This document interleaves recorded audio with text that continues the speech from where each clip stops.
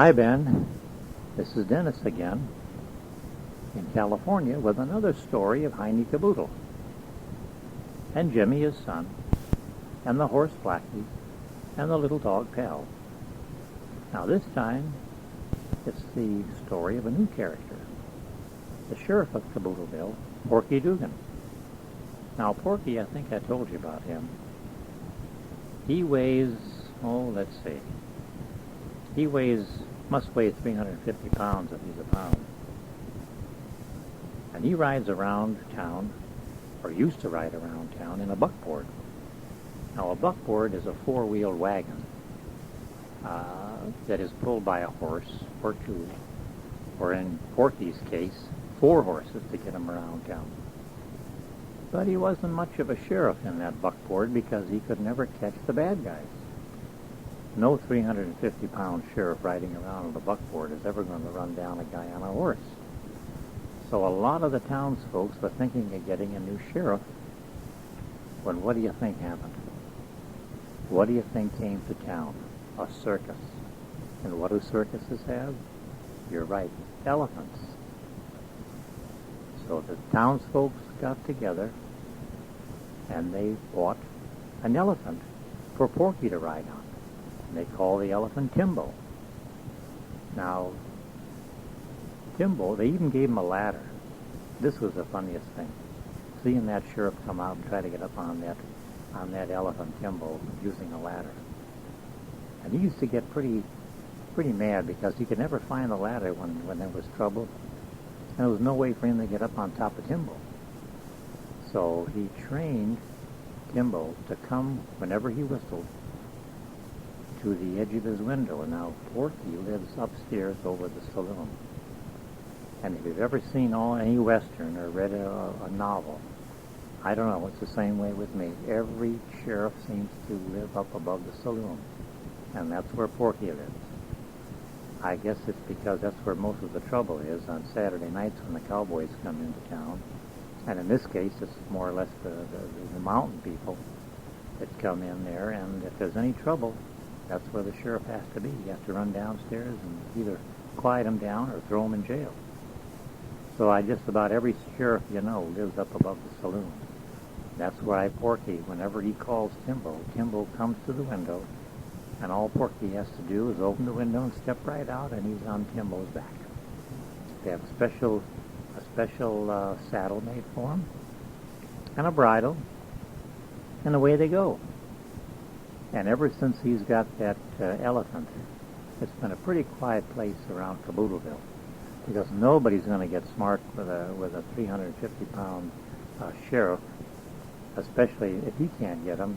The elephant will. The elephant will reach out with his trunk and grab you, throw you in jail. I think maybe one of these days he's going to deputize that elephant and make him a deputy sheriff. Now this is about Jimmy's 10th birthday and a special gift from Porky Dugan.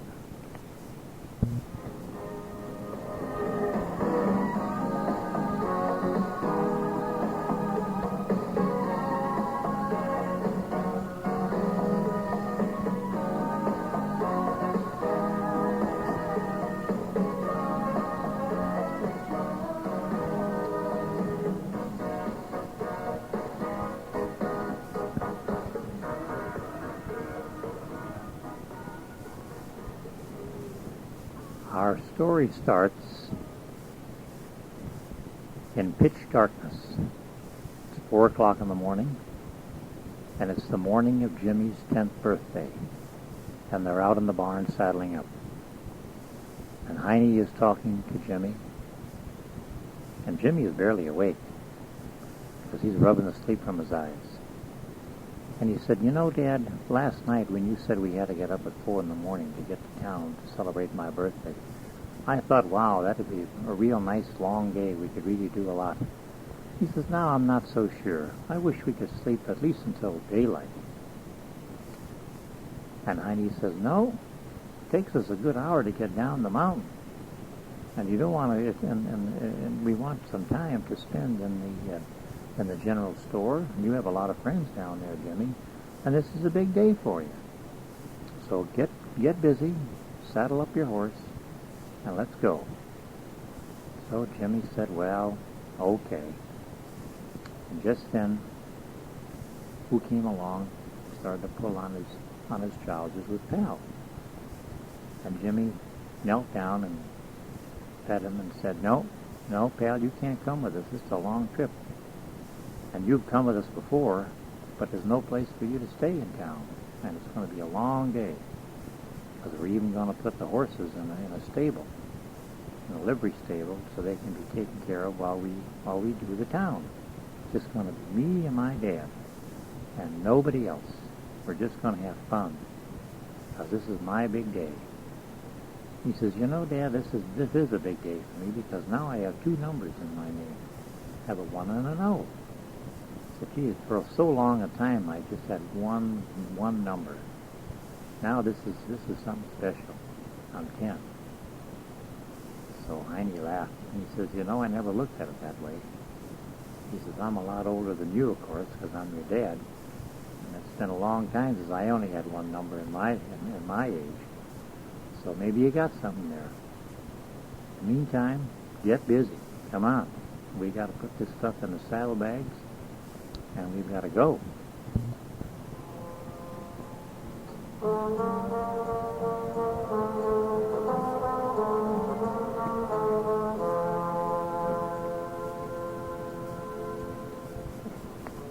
And sure enough, two sleepy men started going down the mountains. Even the horse was half asleep. But that's the way it is when you get up real early in the morning. But you always keep going because you know you're going to have a good day. But at 4 in the morning, things don't look too good.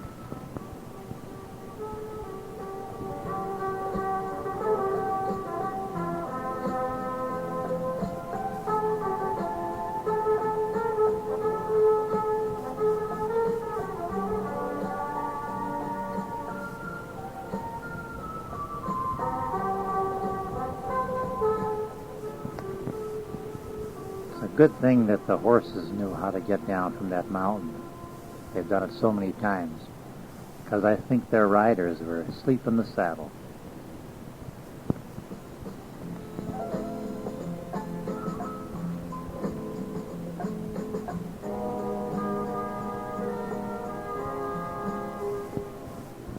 Then little by little, the blackness turned to sort of a gold color, then red.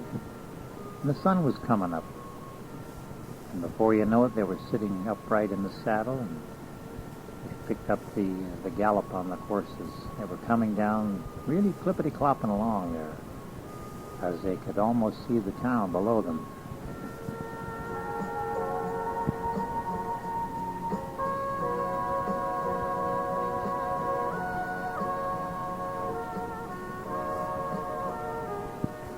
Yeah, for Jimmy, there was these moments that he always dreamed about, just riding next to his dad in the early morning hours. Now they were down on the flat country, and Heine looked at Jimmy, gave him a wink, and Jimmy knew what that meant. That meant they had to use the spurs. They were going to have a race to see who could get into town first. And you know who won. Dads always let their sons win the race. Yep, Jimmy won. That was the first thing that he did on his 10th birthday, was beat Heine into town. Well, the trip through town wasn't much, because Caboodleville is a rather small town, but everybody's up. It's not like the big city where people sleep late. Everybody's up early at the crack of dawn. And Jimmy and Heine were headed for the little restaurant that's located in the hotel. So they looked through the window, and wouldn't you know it, every table was taken. The place was just jammed with people. All of a sudden, they felt something. The ground was trembling. And if anyone from that just came through would probably think it's an earthquake. But not Jimmy. He says, I know who's coming. And Heine looked down at him and says, "You're right. That must be Porky Dugan, and Timbo must be just around the next corner." And sure enough, no sooner had that out of his mouth than around they came.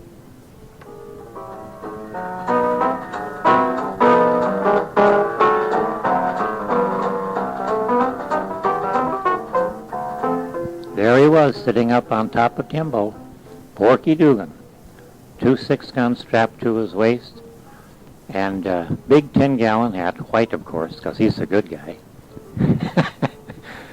And he saw them, and he said, "Hi down there." He says, "Haven't seen you in a long time." He said, "Heine, how's that boy of yours?" He says, "He's getting bigger every time I see him. Every week he comes in here and he's getting bigger than bigger."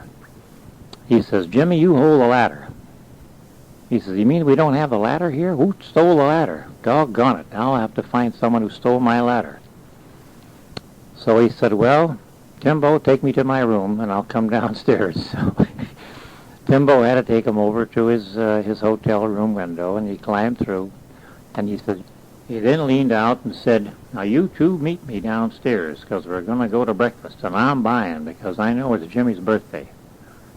So he put his head in the window and slammed it, and Timbo just turned around, looked around, and shut his eyes and went to sleep, standing up, of course, because he knew that once his master goes to breakfast, he's in there for at least an hour and a half and 2 hours. This would be a good time for him to take a sleep, because when Porky Dugan eats, he eats.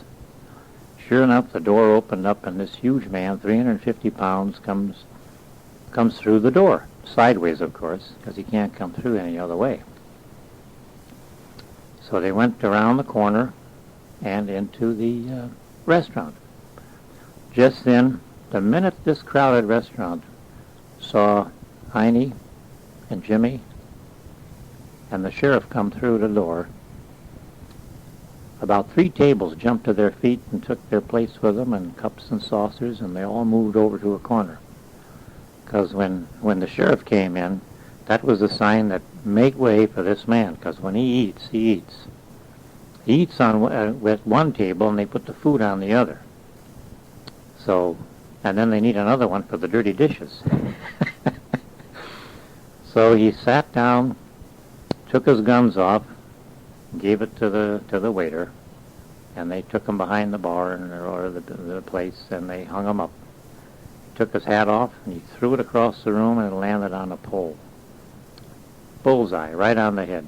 And they all laughed, because he could do that, just like a frisbee.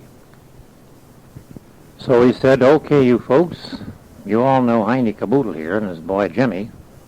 He said, "They're my guests this morning for breakfast, because Jimmy is 10 years old today. So I'm treating.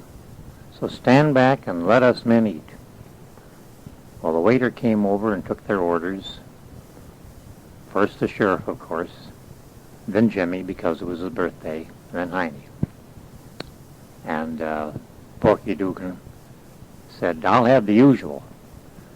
And the waiter laughed and says, we know that, Sheriff. We got it all ready, and here they comes now." Well, the door came open from the kitchen, and 4 men never saw. Took 4 men to carry it out. You know what it had on there?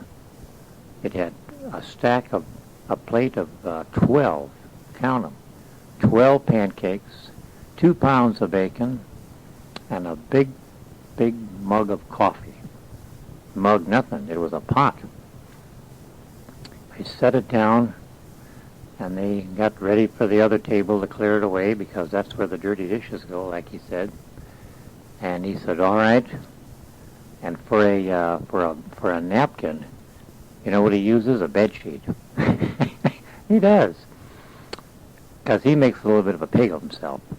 He puts a bed sheet under his chin and tucks it under his armpits, and that's the way he eats, because this is a 350-pound man. No little doily or a little napkin is going to cover him.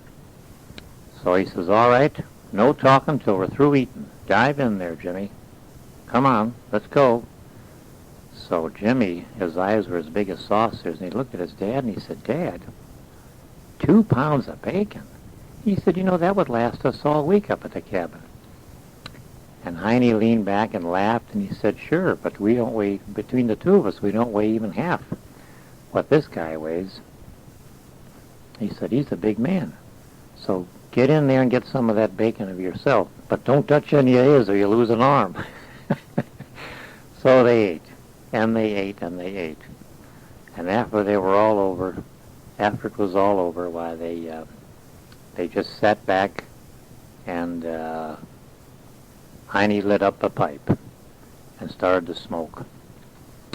And the sheriff didn't like that because he doesn't smoke. But he said, seeing that, this is your birthday, I'll let your dad smoke. Otherwise, he'd throw him through the window.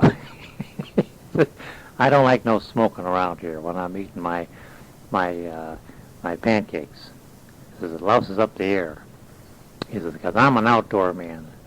He says, all right if you smoke outdoors, but not indoors. But he said, Jimmy, this is your birthday, and I'll do what you want me to do. I'll be nice.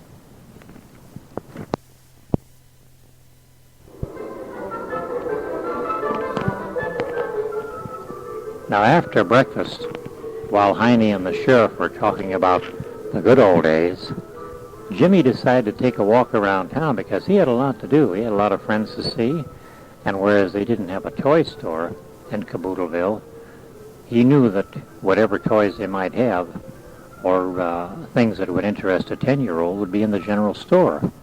So he started walking around the town.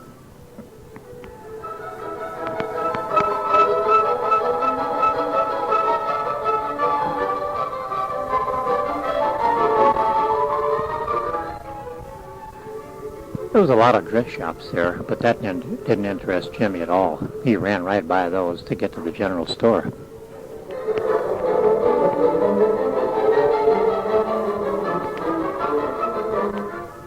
When he went by the jail and the sheriff's office, he usually stopped to look at the wanted posters to see if there was anybody there that he knew that might be in trouble, which is what happens. Of course, if he knew them, why their pictures wouldn't be up there because Porky Dugan would know where to get his hands on them right away. But these were pretty desperate-looking people, and he saw some guys up there that looked pretty mean. They were wanted for bank robbery, and one of them had a big long beard, and the other one had a handlebar mustache that looked pretty bad.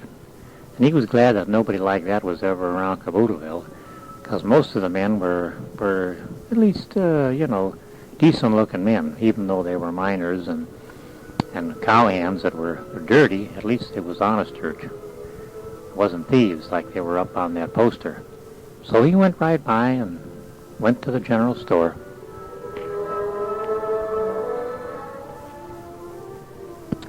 Once he was there, he was looking around, and he saw a lot of bridles.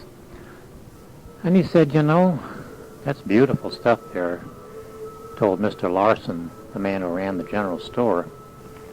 He said, that stuff looks real good. He said, where does that come from?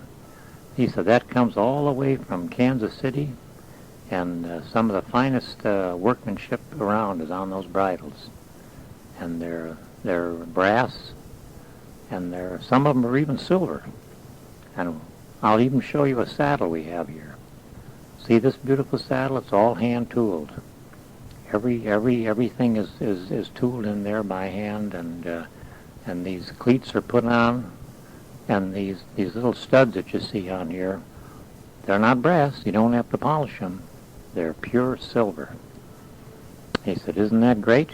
He said, you know what this cost? $300. And Jimmy said, $300 for a saddle to put on a horse? I can't believe it. He said, even Buffalo Bill doesn't have a saddle that good. He said, well, maybe not, Mr. Larson said, but he said, this is what came in on the Wells Fargo wagon, and Lord knows it'll probably be here a long time before someone has $300 to pay for a saddle like this. But it's good for the men to come in and talk about it anyway. Gets them to come in.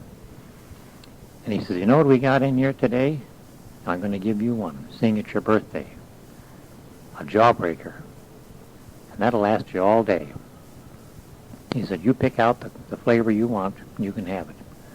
So Jimmy picked out a big red one. He thanked Mr. Larson, and he left.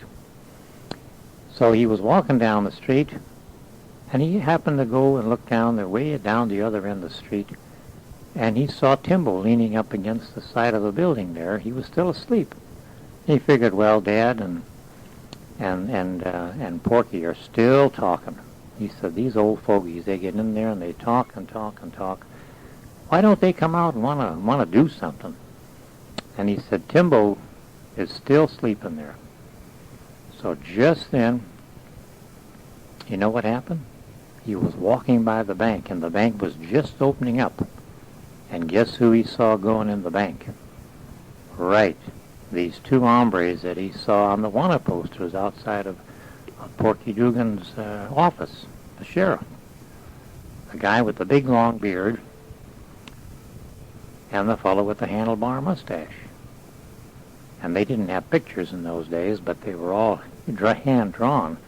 But you couldn't mistake these guys, because nobody in that town looked like that. And whereas they were wearing pretty decent-looking clothes, because they had suits and a tie on and a vest, but their boots were dirty, because you could tell they'd been riding all night. And he saw their horses tied up outside, but they weren't tied very, very securely, which meant to Jimmy that they were ready for a fast getaway. So he said, uh-oh, they're going to hold up the bank. Just when it opens up, there won't be anybody in there, and they're going to hold it up. And sure enough, he looked around and he said, I don't have time to go get Porky. Or, Dad, what am I going to do? No one's going to believe me if I tell them there are a bunch of robbers in there. He said, I know what I'm going to do. So you know what he did? He ran as fast as his legs could carry him. He went up to the sheriff's room, to Porky Dugan's room, jumped out the window, and landed on Timbo's back. Well, this didn't wake up Timbo at all, because Jimmy doesn't weigh much, so he didn't even know anyone was on his back. If he was Porky Dugan, 350 pounds, he'd know his boss was on his back. But Jimmy hollered in his ear and said, Timbo, Timbo, wake up, we've got work to do, come on. So he pulled his left ear. Timbo shook all over. He turned around and started lumbering down the street. Yeah, I guess elephants don't gallop, they lumber, or thunder. Anyway, down the street they came, and he was picking up speed, and Jimmy said, whoa, whoa, you're going by where I want you to stop. Then he realized the only way to make an elephant stop is to pull both of his ears. So he pulled both of his ears, and Timbo stopped, with a screech no less. Turned him around by pulling his left ear, got him in front of the bank, and he slid down his trunk till he hit the ground, and he said, all right, Timbo, sit, Timbo, sit. And Timbo sat down on his hind legs right in front of the door of the bank and blocked it. Can you imagine that? Nobody could get in, and nobody could get out. That was more important. So Jimmy says, all right, Timbo, call your master. Call Heine too. Get my dad here. Get the sheriff here. Well, Timbo raised his trunk and let out a roar, which brought Heine and the sheriff out of the restaurant double time. Matter of fact, the sheriff came out so fast he forgot to take his guns with him. So he ran down. He says, what's going on out here? What's all this hollering and yelling? And Jimmy says, there was two bank robbers that you have in front of your, on the wanted posters in front of your office there. They're inside, get them. And he says, are you sure? You wouldn't be pulling my leg. This is no birthday joke, is it? He says, no, look in the window, they're inside. So the sheriff went over and rubbed the window with his sleeve to see in, because the window was pretty dirty. He looked inside and he says, well, my God, you're right. He said, they're in there and they can't get out. And he said, this is really something. Here I am with no guns, and I catch two bank robbers. And a guy says, what do you mean you catch two bank robbers? He says, the little boy did it. He says, you know, you're right. Jimmy, you caught these bank robbers, and there's a reward for 'em. $150 apiece. That's $300, and it's yours. Can you imagine that? He said, actually, Timbo's the one that's blocking the doorway here, but he doesn't need the money, so I guess it is yours. So everybody laughed, and Heine broke the window with his elbow and says, you varmints in there, throw those guns out, or I'll have this elephant reach in there and strangle you with his trunk. So these two guys threw their guns out and gave up. So Porky says, all right, Timbo, up, up. So the elephant got up and moved away from the door, and out they came, and Heine jumped on one of them and held him while the sheriff put the handcuffs on him, and they took him off to jail. And that was the high point of the 10th birthday of Jimmy Caboodle. Needless to say, before the day was over, the banker was glad to give Jimmy the $300. So the $300, you know what they did for that? They gave it to Jimmy, and he went over and bought that saddle. He bought it for Blackie. So now he has the saddle. That's his birthday. Birthday presents don't come that way often, but this little man earned it the hard way.